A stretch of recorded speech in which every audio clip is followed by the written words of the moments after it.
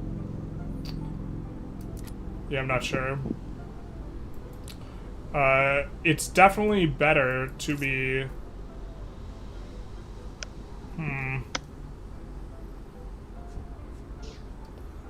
I mean, most of the times I checked, I think I remember them being on high taxes. And starting off on high taxes and then lowering is definitely better for managing it. But re-increasing it relative to...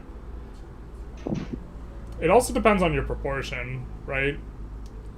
If you are spending 60% of your time on high taxes instead of very high, I think that's less radicals than not swapping back and forth, right? But then on a... This would require, like, a degree of math to, like, figure out properly.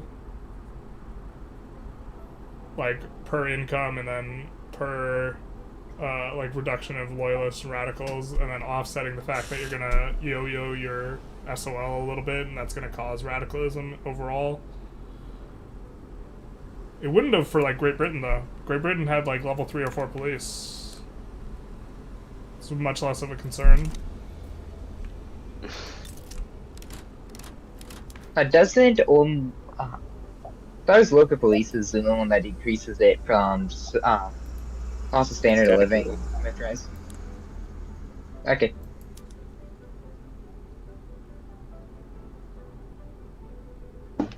Radicals from standard of living decreases, yeah. You don't need to stack that many bonuses to make it so going from low to medium doesn't increase radicals going back and forth, but when you go to very high, you have plus 100% radicals from standard of living decreases. So you need a ton of bonuses stacked to make that not increase radicalism.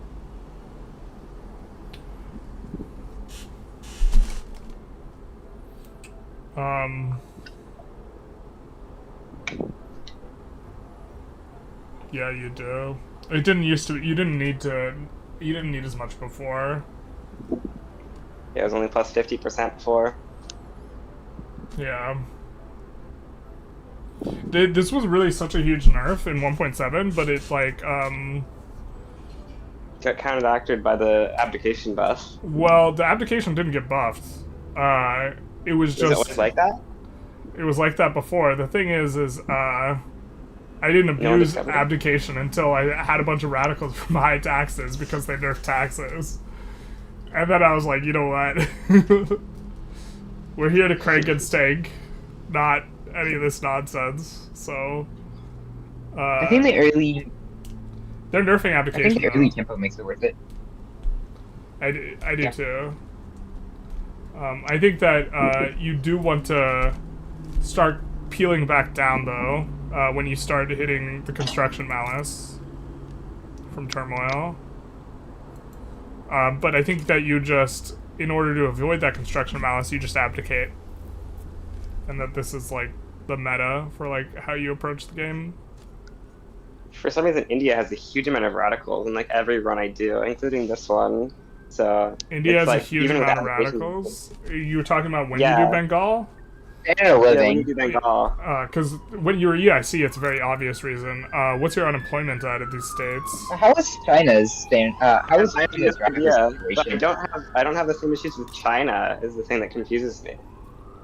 China has bogus tech. The main problem with that is there's ones that are impacted by literacy. Well, so having higher literacy will increase expected standard of living. Then also, the China might have cheaper consumer goods for the lower class than Bengal does.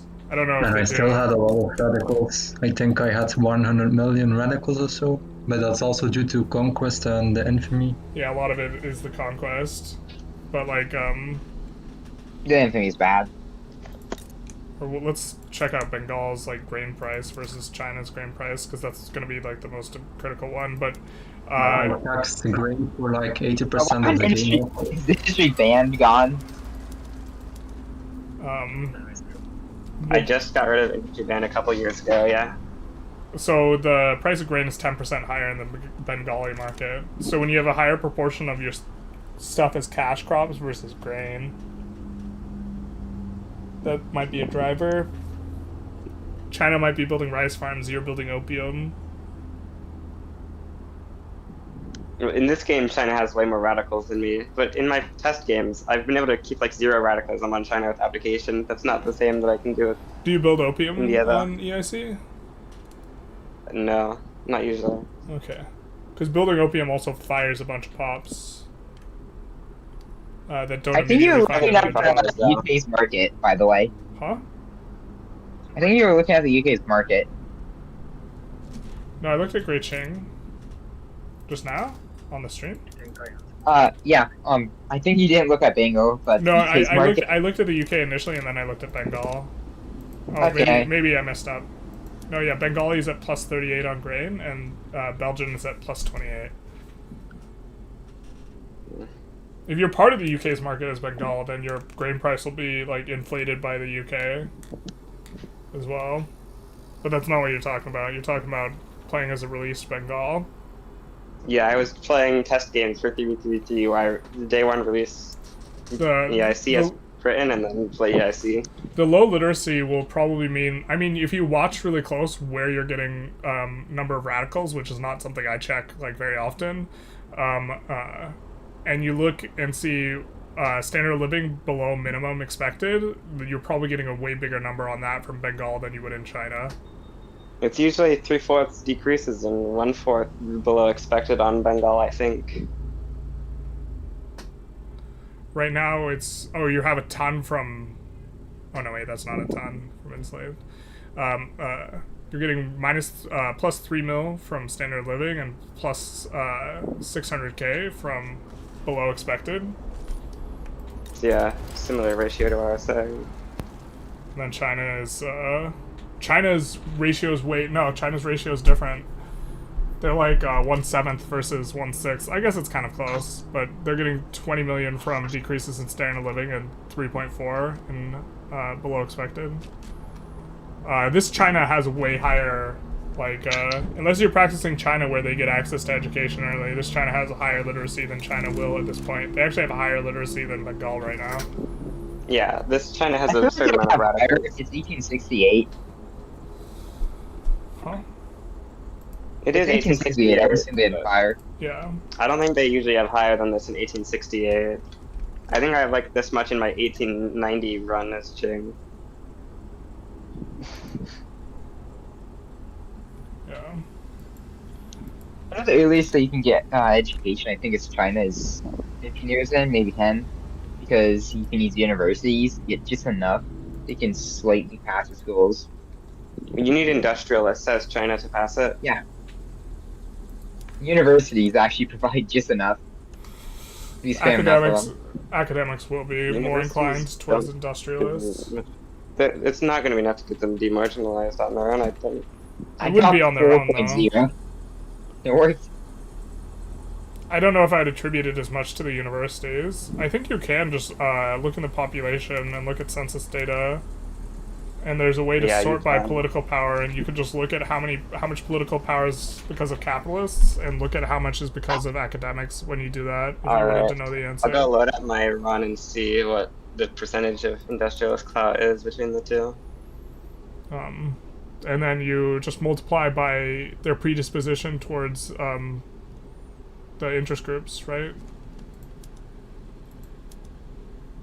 Okay, what is it with nobody at the end of the game not being on max debt?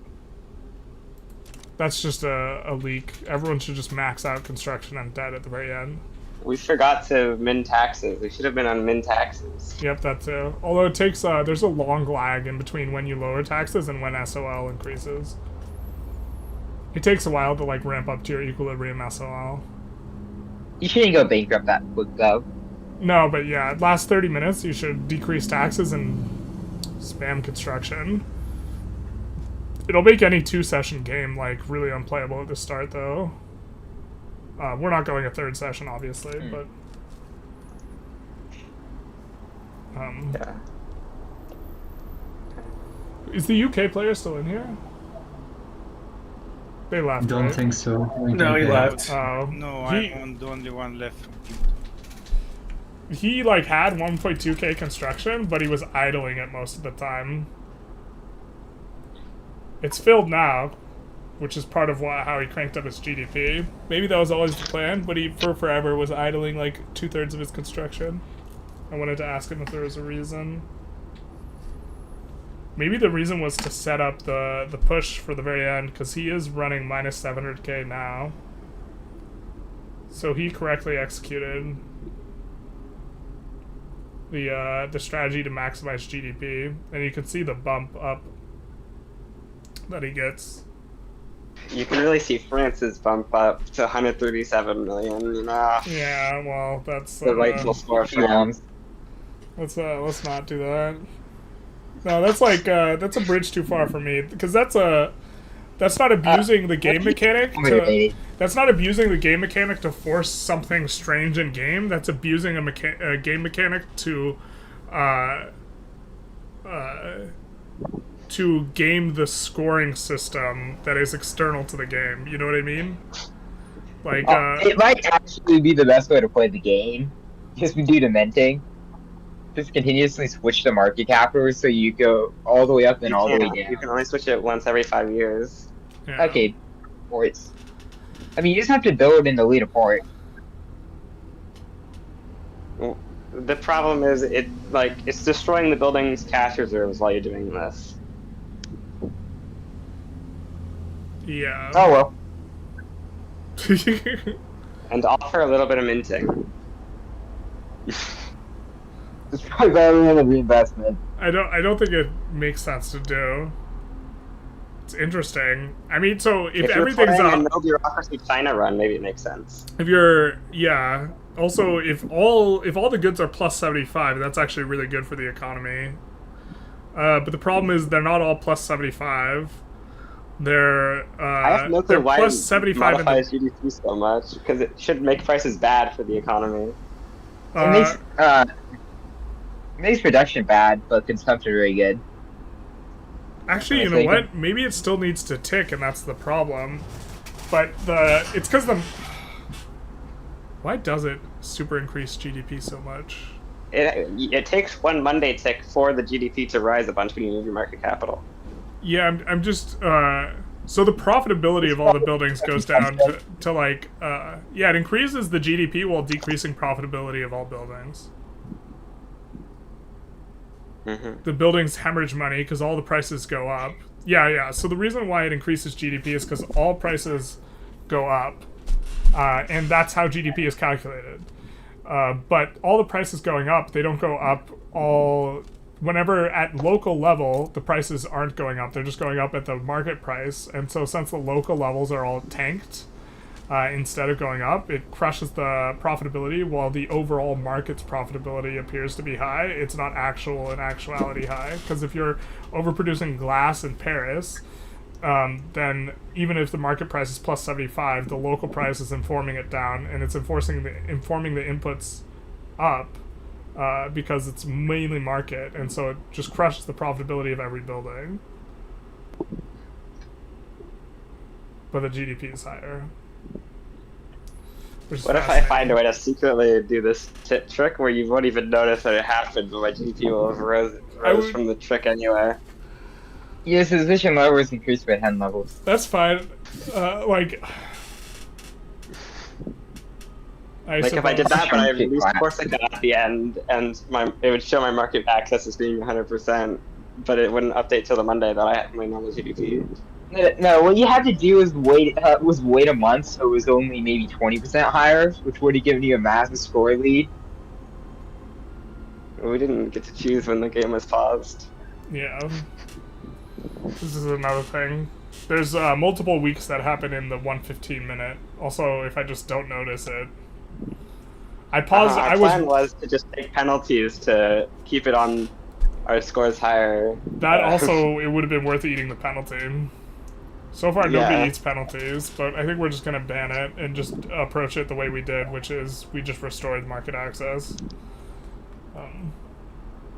Or we reloaded to a point where the market access was not denied. Anyways, I think I'm going to outro the stream, because the stream is slowly dying. Especially for the newer people coming in. Well, I think that some of them like the post-game commentary and stuff. Obviously, otherwise they would leave. We do not want to have an enormous amount. of people just arriving and tuning in into the post game. So I'm gonna outro the stream. You guys can hang out and talk if you want, and I'll probably be back here in a minute. All right, everyone. So that was a very fascinating session. I'm kind of back with you guys. Is it the same teams as last week? It was, but we will have new teams. Not next week. We're actually gonna have 2 weeks off of 3v3v3 because next week my brother's coming into town. And the following week, I will be going on vacation. So, we will not have 3v3s for 2 weeks unless I can talk to Tarkus about maybe hosting them. Or another Victoria 3 YouTuber slash Twitch streamer or something like this. Maybe that's the thing to do. Maybe we should ask who should host it. Who should we ask? Is the 3v3v3 that valuable to us? We don't know. But what we do know is we are going to find someone to raid on Twitch. Let's find if anyone is also streaming the category of Victoria 3, as we normally do. Looks like we have all the viewers, basically, for Victoria 3. And someone's going for the Bourbon for Everyone achievement. They appear to have a camera. They have a few viewers. And they say chatting, so I think we're going to give them a raid. Shout out to them. Malkin Brutus. Are they speaking English? Say something before there's some possible targets for later. Alright, so he is speaking English as well, so we are going to raid him. Give him a little bit of a raid ski-poo. I guess in theory the time to stream is like, start a stream is at like 1 or something if you're streaming Victoria 3 on Saturdays, because I always raid every time. But we might do something about breaking of war goals. But we will also link this to the YouTubers in case they want to join. Maybe your brother play Vic 3 on stream? Bro.